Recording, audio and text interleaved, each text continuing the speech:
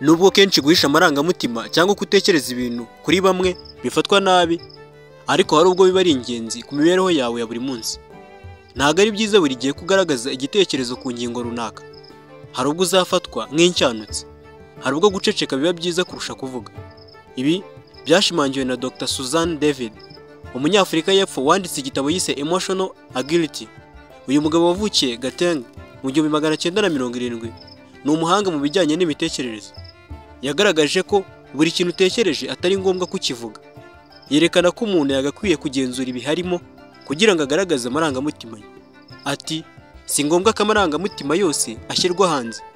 Rimwe na rimwe hakenerwa umutuzo no gutekereza mbere yo kuvuga cyangwa se gukora ikintu runaka. Abahanga mu by'imitekerereze bagaragaza ko umunyabwenge aba azobereye uburyo amarangamutima ye agaragara, akamenya igihe gikwiye cyo kugaragaza ibyiyumvo bye n'ikidakwiriye.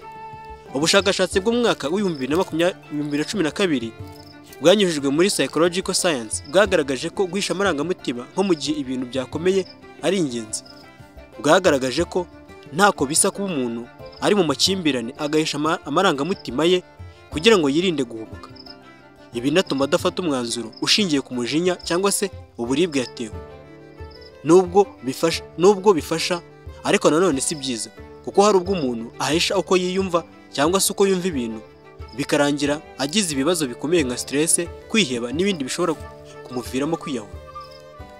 Ese ni ryari ugomba guhisha amarangamutima? Abahanga mu bijyanye n'imibereho ya muntu bagaragaza ko mu gihe umuntu ashidikanya ku marangamutima ye, akwiye kuyagumana ntatume hari uwo yarabuka. Ushobora kwiyumva nk'ubabaye ubundi ukumva urishimye, ku buryo ibihe bihindagurika mu buryo udasobanukiwe. Aha uba usabwa gusesengura ikikubaho kugira ngo udacanga abo mubana n'abo muganira, bakaba bakugira inama atari yo cyangwa se bakakumvira ubusa. Mu gihe udatekanye kandi uba ugomba kwitondera ibyo kugaragaza amarangamutima yawe. Biba byiza kuvuga uko wiyumva n'imbamutima zawe ku kintu runaka utuje, udafite igihunga.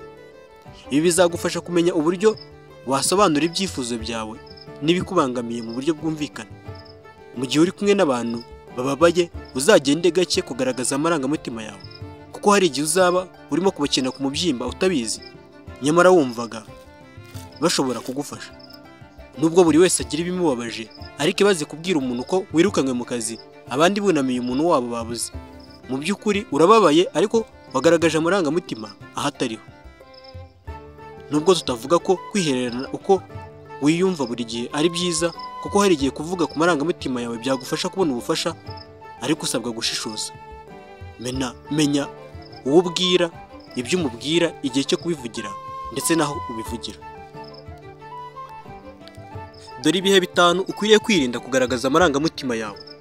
Mu gihe cy'uburakari bwawe, igihe urakaye, iyo ufite umujinya, kugaragaza amarangamutima yawe bishobora gutuma uvuga cyangwa ukora ibintu bitari byiza. Uburakari bishobora gutuma ushyira imbere ibitekerezo by'uburakari kurusha ibitekerezo byiza. Ingaruka zishobora kukubaho ni uko ushobora gutakaza umubano n'abandi, cyangwa se ugakora amakosa mu kubyitwaramo. Ni byiza gufata umwanya wo gutuza, ukareka amarangamutima akagenda mbere yo gufata ibyemezo. Igihe cya kabiri ugomba kutagaragaza amarangamutima yawe ni mu bihe by'uburakari bw'abandi bantu muri kumwe.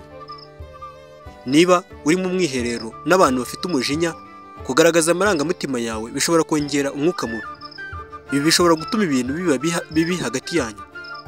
Ingaruka ishobora kubaho ni uko ushobora kwiyongera mu burakari bwabo, cyangwa se ugatuma ibintu biba bibi kurushaho. Ikiza ni ukugerageza guha agaciro ibitekerezo byabo no kubafasha kwisubiraho, hanyuma ukaza kugaragaza ibitekerezo byawe ari uko ibibazo byabo byakemutse. Aha gatatu ni mu bihe byo guhangana n'ibibazo. Igihe ufite ibibazo bikomeye, kugaragaza amarangamutima yawe bishobora gutuma utamenya neza icyerekezo cyawe. Ushobora kujya mu bwigunge cyangwa se kwiheba. Ingaruka ishobora kubaho mu gihe ugaragaje amarangamutima muri ibi bihe ni uko ushobora gutakaza uburyo bwo gukemura ibibazo, bityo ugakora ibyemezo bidahwitse. Ni byiza gufata umwanya wo gutekereza no gushaka ibisubizo mu buryo bwiza. Ahantu ha 4 udakwiye kugaragaza amarangamutima yawe ni mu rubanza rwo kwiyamamaza. Mu gihe uri mu rubanza cyangwa se mu mwiherero, kugaragaza amarangamutima yawe bishobora gutuma udashobora kubyitwaramo neza. Ibi bishobora kugabanya ubushobozi bwawe bwo kwiyamamaza. Ingaruka ishobora kukubaho mu gihe ugaragaje amarangamutima yawe hano hantu ni uko ushobora gutakaza amahirwe yo kwiyamamaza cyangwa se kwerekana impano zawe. Ni byiza gukoresha ibitekerezo byawe mu buryo bwihariye, wirinda kugaragaza amarangamutima. Ahantu ha gatanu udakwiye kugaragaza amarangamutima ni mu gihe cy'ibitekerezo by'ubwiyunge.